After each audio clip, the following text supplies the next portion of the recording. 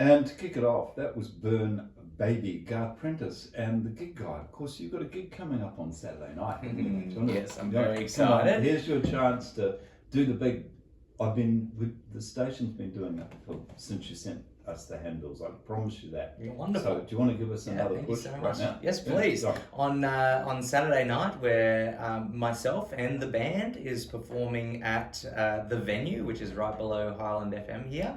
It's a culmination of kind of 10 years of work, and it's 100% original material from 3 different projects. My debut album, Welcome to G-Town, my current releases called the COVID Chronicles, and the last year I was a resident at the Crisp Galleries as artist in residence for Southern Tablelands Arts, and I wrote a blues album out there, so we're showcasing the work that I wrote, and it hasn't been recorded yet. so I was just going to ask you, so I'm not, just remember us, as soon as you've got it, we'd love to be able to play a couple of tracks of any new music. Yeah. So that's Garth Prentice just doing his little ad for Saturday night. Now, I'm going to take our listeners back, if that's okay. You were 100% Homegrown Artist of the Month, June 2024, so I just want to revisit. You lived in Tamworth. Yes. Are you a Tamworth native, or is it where you lived with your family? It was where I lived with my family. I grew up in Tamworth, so I did schooling, and when I was about 18, I finished school and then moved to Newcastle to do uni. But I grew up in Tamworth, the festival and the music. And you come from a musical family, Garth? Yeah, my not professional musicians, but my auntie is a music teacher at Oxley High School, which is in Tamworth, and my dad did a lot of singing around the campfire, and that's great. So lots of musos in the family. Grew up definitely playing in bands with some friends, and my brother played bass for me for a long time, and yeah.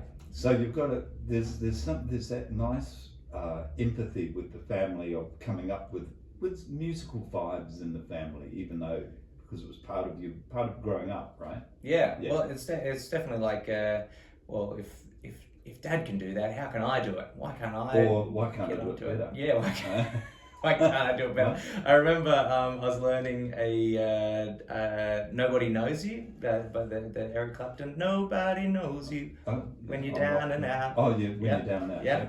And there's so many chords in that song, and I was like, this is impossible. And Dad goes, it's not impossible. I go, well, you do it then. And he picks up the guitar and he just does it. And I was like, okay, practice time. So did you study music when you went to uni? What was so really specialised in music? Yeah, I moved to the same school as my auntie. At the time she was working at Tamworth High School. I was at Oxley High School and moved to Tamworth High School to do it through year 11 and 12. And then went off to Newcastle University to did a Bachelor of Music there. I actually started off in the TAFE system there, and I studied music performance and music business at Newcastle TAFE, and then went to the Newcastle Uni and did my Bachelor. I wished I'd had you when I came back from New York. Yeah. I did 10 years at TAFE in Sydney, the ABC, and the sessions were about the music business and how to get on in the music business and how to write contracts and how to promote music and how to promote yourself. If I had you to help me, we could have turned it with a performance side and the more drier side, if you like, the business side would have been really cool. Yeah, because I kicked off in the performance side of it, and it was the same 12, 13 years ago, must be 15 by now, the government kind of cut all the funding to a lot of the TAFE projects, and that was the year that I was in there. And so I was supposed to be doing a bridging course of performance into the Bachelor of Music, and it was this relationship between TAFE and university that was going to give me credits for the first year of my Bachelor. And they cut the funding to that course, and so I was there for 6 months, and then that course was no longer running, and the bridging course was no longer running. So it was, I was like, well, it's the middle of the year. I need something to do for 6 months. So I actually did a business course, not really thinking. I was like, I'm not a business guy, I'm a performance guy. And the amount of tricks and relationships that I made in that 6 months, I mean, it's that's lasted me till now. Well, it's everything you've done from TAFE to uni to that little business course have held you in really good stead, because you've ended up as head of music department, right? Yeah, At the well, Hume Conservatorium yes, in Goulburn. I mean, that's, and you're just saying you've been there, what, 10 years? I'm just hitting 10 years at the end of this year. I mean, that must give you an amazing amount of pleasure, being able to do that and mentor people coming through, because that's, mentoring people today is difficult, right? I mean, lots of younger people sort of don't know where they're going, and they don't know how to get that first step to get into something that they might really like.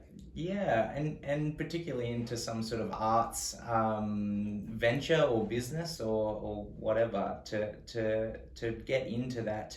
It really starts early in life, and you start and you learn your songs, and you try to learn your instrument, and over the years you get better and better and better until obviously everyone can do it for fun, and that's an amazing time. But it's really incredible when some of those kids go, I actually want to do this for a living, and switch on into the I have to practice every day, I've got to go and play, I've got to go do shows, and seeing the transformation of those kids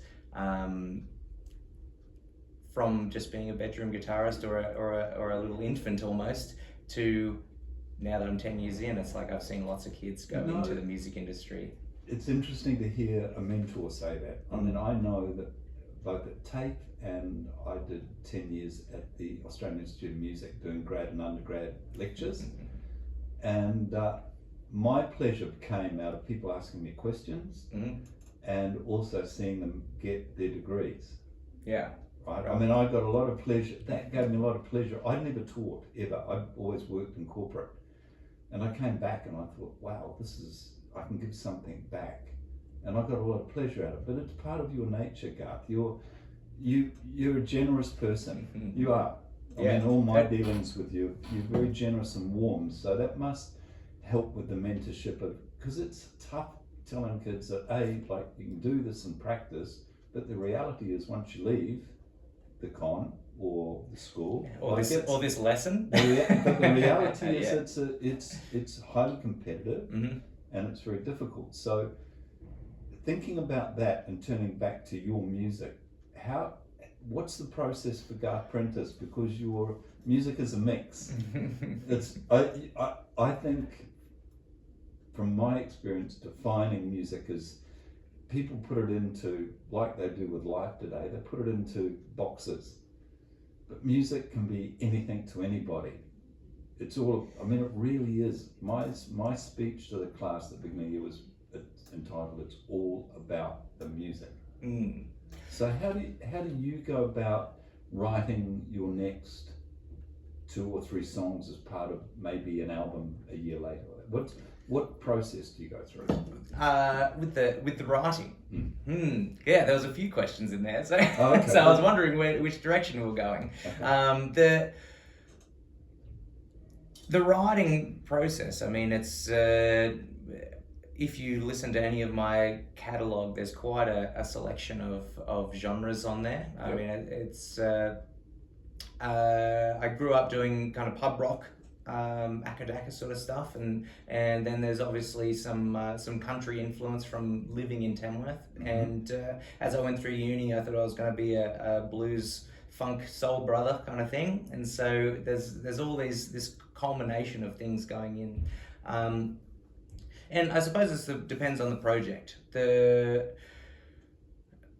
lot of it is you're just going through life and you go, oh, that'd be a cool song, or this would be a cool idea. And so then you put together, I put together a list of ideas. Maybe it's words, maybe it's just a title, maybe it's a riff or a chord progression. And then when it comes to writing time, you go back through those. I go back through those and go, oh, this was cool, this was cool, this was cool. Maybe that's rubbish.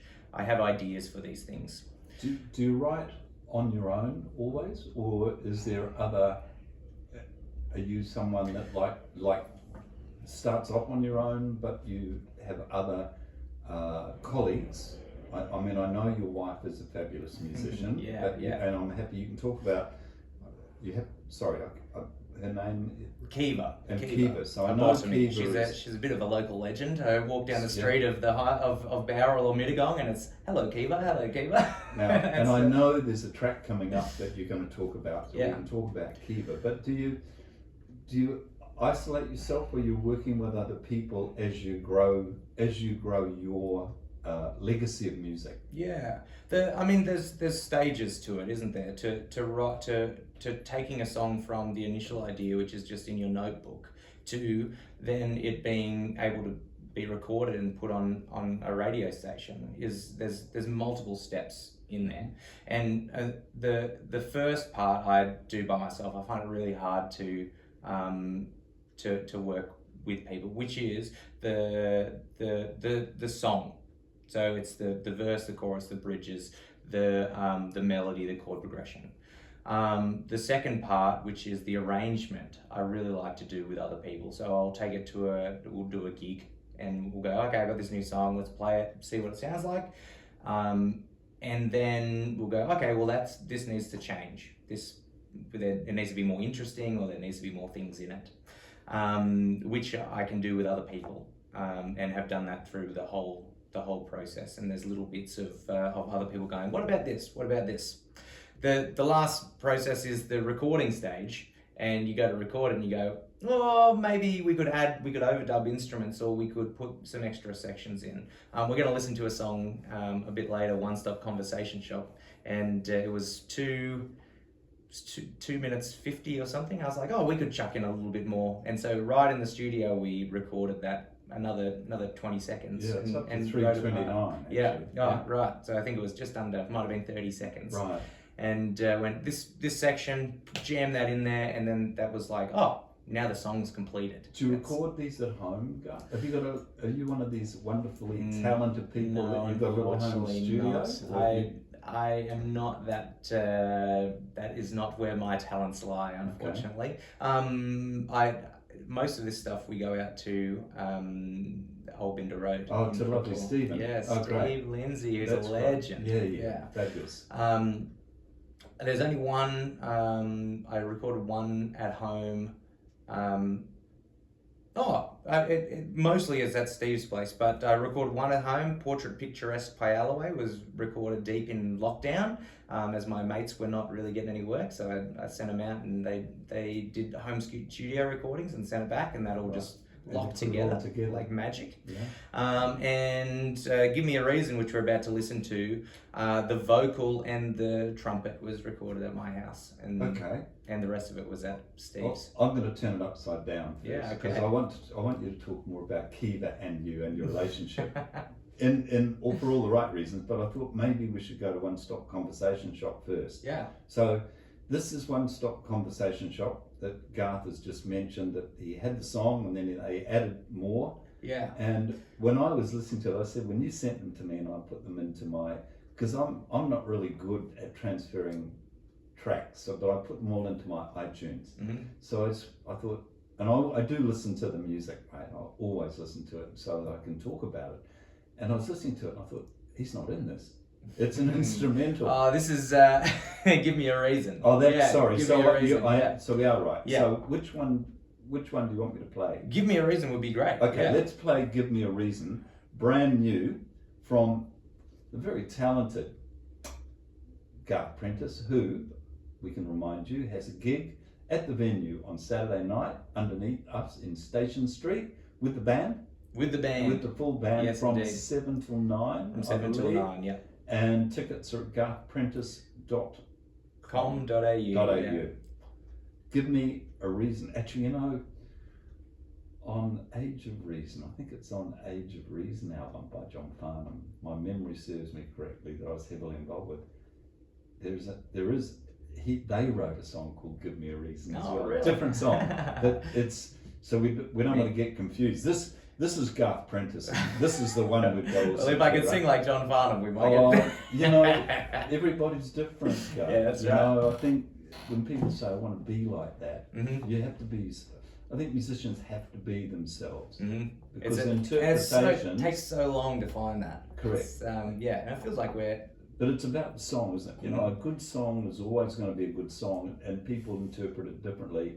But if you know the melody or the bridge or the chorus, people will still find it. This is Give Me a Reason, brand new from our guest here, Garth Prentice, who also is part of the 100% Homegrown Artist of the Month family. And we're going to get lots of new music from Garth as we go through the year, I'm sure, and into next year and beyond.